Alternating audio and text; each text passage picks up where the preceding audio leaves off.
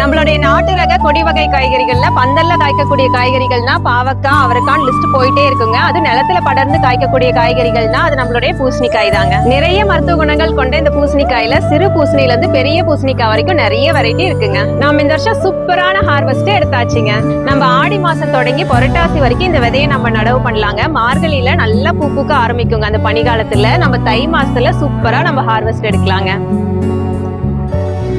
நம்ம விதை ஊன்றதுக்கு முன்னாடி விதைய ஒரு நாள் நல்லா ஊற வச்சுங்க. விதைய ஊனிங்க. வாரம் ஒரு முறை தண்ணி விட்டுட்டே வந்து மாசம் ஒரு ட்ரிப்பு நம்ம இயற்கை உரம் கொடுத்தது தாங்க சூப்பரான ஹார்வெஸ்ட் நம்ம எடுத்தாச்சுங்க.